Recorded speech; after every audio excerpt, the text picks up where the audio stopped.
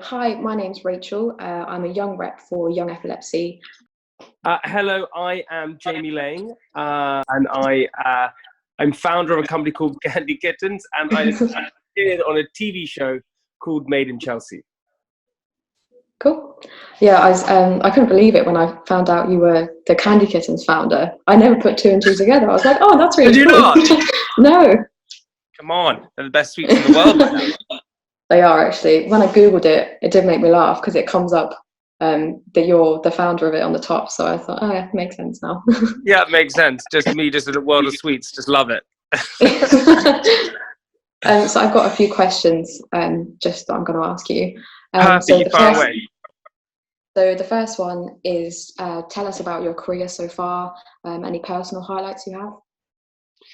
Yeah, I suppose my career has been an odd one, and if I had to sort of start at the beginning, I was a guy who wasn't very good at school. I didn't really work that hard, but I was, not unintelligent, if you know that's a word. That's probably made me sound very intelligent. I wasn't stupid in any way. I just wasn't interested in the things that I was being taught. So if I wasn't interested in something, I didn't really want to learn it. So I was a tricky kid, which I think a lot of people can relate to. But if I was good at something, if I was good at something, I was very good at it. So I played a lot of sport. I was very good at sport. So I was kind of really excelled at that. And I always knew what I wanted to do, and that was work for myself. I wanted to do something for myself because I couldn't understand the idea of working for somebody else. And so I loved the idea of sweets. I wanted to create a sweet company. I always had a fascination with sweets and a world made of sweets. I've always wanted it.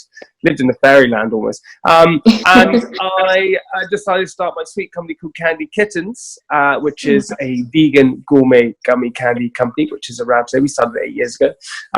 And alongside that, what I also wanted to do was I thought, what is a great marketing platform for the company? And I thought, okay, there's Made in Chelsea, this TV show that I keep being asked to do with my friends. Perhaps if I go on it and I promote my business on it, it could be a good idea. So I coupled them both together, and that's how I started. So I have that. And I just also started a podcast. I love the podcast. Well, it's been going 3 years. Yeah, called Private Parts, where I sit with my friend Francis Bull, who's also a Made in Chelsea castmate of mine and a great friend, one of my best friends in the world. And we chat about nonsense with a guest for an hour. So that's my career. That's cool. So it sounds like you're living the dream then with your sweet company. TV and podcast. You know what? I think a lot of people think it's unicorns and roses all the time. I have huge admiration for anyone who started a company because there's always ups and downs whatever happens. I just think what's really important is that you get to wake up every day and go, okay, I'm excited to do something. I think that's the good thing. Yeah, of course, yeah. Nice place to be, definitely. Yeah, for sure. So the second one is how you deal with your competing priorities, kind of time management, bearing in mind that, things might change day to day, the type of schedules you have, I guess, being on TV, running a business, it's not 9 to 5.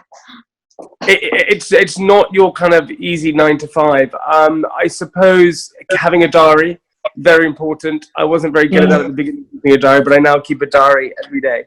And also, a lot of people like routine, and I think routine is important. So what I always try and do is I always try and wake up at a certain time. I kind of try to have the morning little period to myself. I just started to try and meditate. I think meditation is kind of a good thing. Yeah, just to relax everything in the morning. And I go about my day, whatever my diary says, but I always try and have a sort of positive attitude to whatever I'm doing. And sometimes that's hard, sometimes that's easy. We kind of go up and down right all the time. And some days are good, some days are bad. So I always try and be positive, whatever day that is. And I kind of sort of manage my time as much as I can. But it is pretty hectic sometimes. Thank God we're in lockdown at the moment because it's a little bit easier. Yeah. It's probably, I think, definitely important to try and keep that schedule during lockdown as well. Yeah. It's a lot easier to sleep in now and Totally. Try and keep a sort of routine as much as you can. I totally agree with you. Yeah. So the next one is, where do you find, your drive to try new ideas and start new things? And kind of as you get the ball rolling, how do you find the motivation to keep them up as well? I think it comes from a place where I've always wanted to try new things. I always wanted to challenge myself. I think that in life, you really should challenge yourself and really push yourself forward, whatever you're trying to do. It's very easy to stay within your comfort zone. And I've done that a few times. And I think a lot of people have done that. But also, I think the most important thing is I got told this thing once by this guy who said he basically started, he was working in a very successful job. He was making a lot of money. And he went to Thailand, and when he was in Thailand, he got on a bus, and a guy sat next to him, and the guy said to him, started chatting, he said, "Do you like your job?" He said, "Oh, I don't really know. I don't really know if I like my job, but it pays well." And he went, "Okay, well, do you like it?" Why don't he said, "Well, do the rocking chair technique, and when you're 90 years old, sitting in your rocking chair, are you going to be happy with what you've done in your life?" He said, "Probably not." He said, "Well, change it." And so he came back, and he quit his very wealthy job that he had, and he set up a company called Change, which is a coffee company that hires homeless people for a year and stuff like that. He does that, and he says he's happier than ever, and it's because he challenged himself. So I think it's important about challenge yourself, and if something isn't right and doesn't feel right, change it, and move on to something different. So that's how I stay motivated, constantly changing things. Yeah, it's nice. So as the founder of Candy Kittens, we were wondering how many sweets you think you eat a day, and also if you're able to pick a favourite flavour, do you have one? Oh my Lord. The sweets, I've had to chill out a little bit because I've had so many fillings and I can't get to the dentist. So I've had to chill out on the sweet eating a little bit. My favourite one, oh my God, that's like saying, what's your favourite child? It's too hard to say. I may say something. Tropical mango, I really like, and I like Eton Mess at the moment. Those are my two at the moment. Yes. It changes over time. I love the Eton Mess ones. Quite often when I come back from London, in Paddington Station, you can buy like the mini packets. In the Sainsbury's, I quite often pick up a mini packet, just a little treat on the train home. They're delicious. They're the best things in the world. Yeah. As a young entrepreneur, can you tell us your top tips keeping creative and trying to keep on top of the new trends as well? Yeah, I probably got a couple of things. The first one is never follow logic. Sounds odd, but never follow logic. So if you're driving a car or flying a plane, follow logic because it gets you back in the same place as everybody else, a place where you want to be, a safe place. If you're starting a business, if you're starting a brand, if you're selling sweets, if you're selling handbags, fridges, don't follow logic. Don't follow what everyone else has done, because if you do, you'll get back in the same place as everybody else, a place where you don't want to be. You want to be different and stand out from the crowd. So I think that go against the grain, do something different, change it, be adventurous. That's what I think the first one. The second one is, I got told this again, business is paid in two currencies, cash and experience. Take the experience first and the cash will come later. Don't do something because you want to go make money. Do it because you love it and you want to experience it and you want to enjoy it. If you want to do it just because you want to be cash rich, you're never going to make it. Do it because you love it and the passion of it. So there's my two tips probably. Yeah, I like that. I think it sounds like you've definitely done that as well. You always wanted to have a sweet company, and that's what's got you there. But I did it by mistake. You know, I didn't realize this at the beginning. I just said, oh, I love sweets, I'm going to go and do that. And so, and also the other big advice I always say to everyone is naivety is your biggest weapon. You don't need to be experienced. People think you need to be experienced to do things. You really don't. Naivety, the fact that you don't know what you're doing, actually plays in your favor, because you do things. For example, with Candy Kittens, we made them expensive because we thought that was good. So we also made them gluten-free and vegan. No one had done that before. And we just did it because we liked it.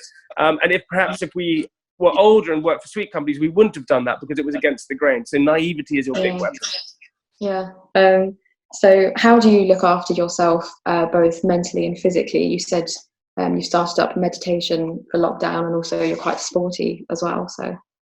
Yeah, it's a tricky one. I think we all go through ups and downs, especially in our current climate and our current situation. And I'm one of those people. I have my ups and downs for sure, and I've had sort of my troubles in the past. I try and meditate. I try and keep exercise. I exercise, and I try and keep in contact with my friends as much as possible. I think, and family. I think that's a really good thing to do. And I think having good relationships is really important. And I didn't have those for a long while because I was so focused on myself. So. Relaxing your body. Success doesn't mean having to get up at 4 or 5 a.m. in the morning. It really doesn't. Some people say it does, but you just knack yourself out, and actually that doesn't help anyone.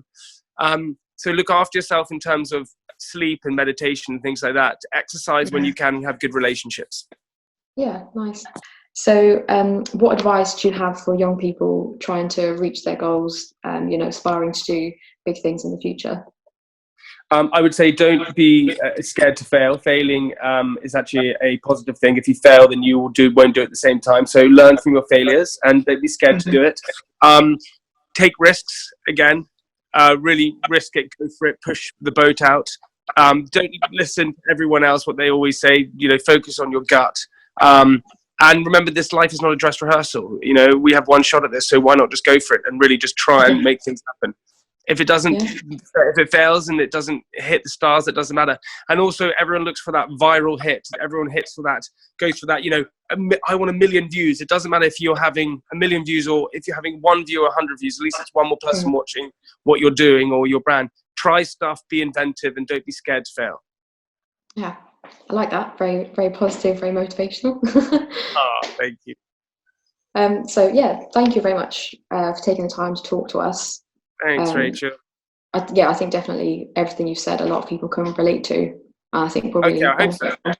Yeah. Thank you so much. I really appreciate it. Thank you. Bye. Bye.